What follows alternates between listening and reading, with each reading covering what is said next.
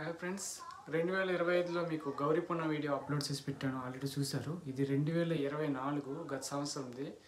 ఆ వీడియో కూడా అప్లోడ్ చేసి పెట్టాను. ఇప్పుడు ఆ వీడియో చూడండి. ఒకవేళ ఆ వీడియో నచ్చితే ప్లీజ్ లైక్ అండ్ సబ్స్క్రైబ్ అంటారు. ఆ రోజు తెల్లవారుజామునే నిద్రలేచి కాలకృత్యాలు తీర్చుకొని ఇల్లు అలికి ముగ్గులు పెట్టి అమ్మవారిని మనస్ఫూర్తిగా ప్రార్థించాలి. సాయంత్రం చంద్రోదయం అవ్వగానే సన్నికల్లు మీద పసుపుతో గౌరీదేవిని తయారు చేసి ప్రాణ ప్రతిష్ఠ చేసి షోడశోపచార పూజ చేసి ఈ వ్రతగథను చెప్పుకొని అక్షితలు తలపై వేసుకొని నన్ను ధ్యానించి ప్రసాదం భుజించి తప్పకుండా నీకు అష్ట ఐశ్వర్యాలను అనుగ్రహిస్తాను అని చెప్పి అమ్మవారు అంతర్ధానం చెందెను. నిద్ర నుండి మేల్కొని ఇందుమతి ఇది కళ అని తెలుసుకొని అప్పటి నుండి పార్వతీదేవిని శ్రద్ధగా పూజ చేయడం ఆరంభించింది. ఇలా కొన్ని రోజులు గడిచాయి. అలా కొన్ని రోజులు గడిచిన తర్వాత గౌరీ పౌర్ణమి రాని వచ్చింది.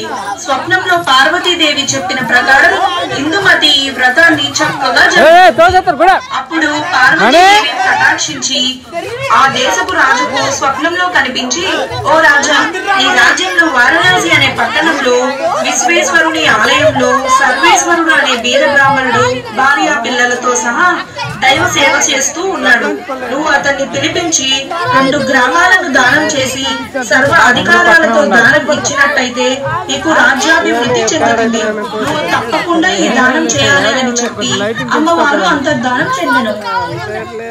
తక్షణమే ఆ రాజు బయలుదేరి వారణాసి పట్టణానికి చేరుకొని విశ్వేశ్వరుని ఆలయానికి చేరి ఆ బీద బ్రాహ్మణులను దర్శించి నమస్కరించి, ఇలా నాకు మీ కృపా కటాక్షాల వల్లే పార్వతీదేవి కలలో కనపడి మీకు ఇలా దానం చేయమందని చెప్పి వాళ్ళకి అమ్మవారు చెప్పినట్టే దానం చేసి, మీ దయ వల్ల నాకు సాక్షాత్ ఆ పరమేశ్వరి కల్లో కనిపించింది అని వాళ్ళకి కృతజ్ఞత తెలుపుకుంటాడు.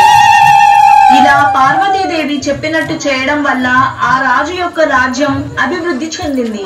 ప్రజలు సుఖ సంతోషాలతో ఉన్నారు. ఇది దైవ అనుగ్రహం తెలుసుకున్న వారు అంతా ఎంతో ఆనందాన్ని పొందారు.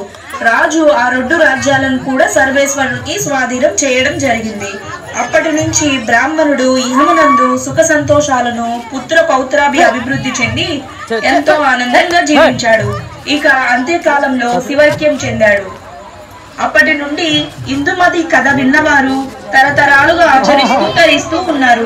కనుక భక్తితో ఆచరించడం సర్వదా శుభప్రదం. ఈ కథ విన్నవారికి సౌభాగ్యం, 5వ తరం, అష్టైశ్వర్యాలు కలుగుతాయని వారి నమ్మకం. ఈ వీడియో మీకు నచ్చినట్టయితే లైక్ చేయండి, షేర్ చేయండి, సబ్స్క్రైబ్ చేయండి, పక్కన ఉన్న బెల్ ఐకాన్ ను